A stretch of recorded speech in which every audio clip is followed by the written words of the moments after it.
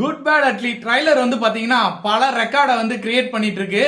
இந்த good bad Atlee வந்து பாத்தீங்கன்னா மிகப்பெரிய ஒரு சம்பவம் பண்றதுக்கு ரெடியா இருக்கு. ஏன்னா அந்த அளவுக்கு வந்து பாத்தீங்கன்னா டிக்கெட் புக்கிங்லாம் வந்து பட்டையை கிளப்பிட்டு புக்கிங் வந்து ஃபுல்லா ஆயிட்டு இருக்கு. இது வரைக்கும் 9 மணி ஷோ டிக்கெட் எதுவுமே ஓப்பன் ஆகல. அதுக்கு முன்னாடியே பாத்தீங்கன்னா டிக்கெட் புக்கிங்லாம் வேற லெவலா இருக்கு.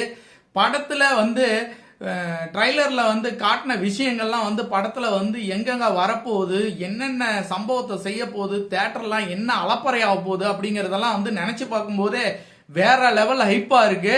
டிக்கெட் நான் புக் பண்ணிட்டேன், நீங்களாம் புக் பண்ணிட்டீங்களா அப்படிங்கறத கமெண்ட்ஸ்ல சொல்லுங்க.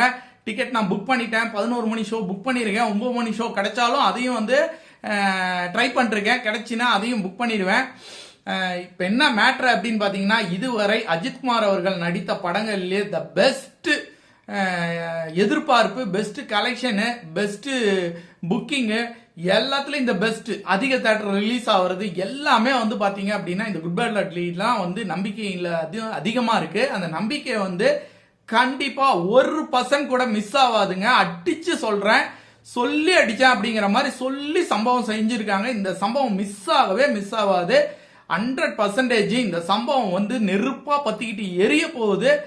ஏப்ரல் 10ஆம் தேதி ஆரம்பிச்சு வந்து பாத்தீங்கன்னா கடைசியா அந்த ஏப்ரல் முடிஞ்சு மே 1 வரைக்கும் பாத்தீங்கன்னா பத்திக்கிட்டு எரிய போகுது. மே 1 அஜித்குமார் அவருடைய பிறந்த நாள் கூட இந்த படம் வந்து பிச்சுக்கிட்டு போக போகுது. வேணா பாருங்க. இந்தியா முழுவதும் ஆந்திரா, கர்நாடகா, தமிழ்நாடு, கேரளா, ஹிந்தி உள்பட எல்லாத்துலயுமே வந்து இந்த படம் மிகப்பெரிய ஒரு வசூலை வந்து கிரியேட் பண்ண போகுது. அந்த அளவுக்கு ஒர்த்தபிளான விஷயம் உள்ள இருக்கு. சம்பவத்தை சொல்லிட்டு செய்யறான் ஆத்விக் ரவிச்சந்திரன். அவனோட சம்பவம் எப்படி இருக்கு அப்படின்னு 10ஆம் தேதி அன்னைக்கு நமக்கு தெரியும். அதுக்கு முன்னாடியே வைப்ரேஷனா இருக்கு. வெயிட் பண்ணுவோம்.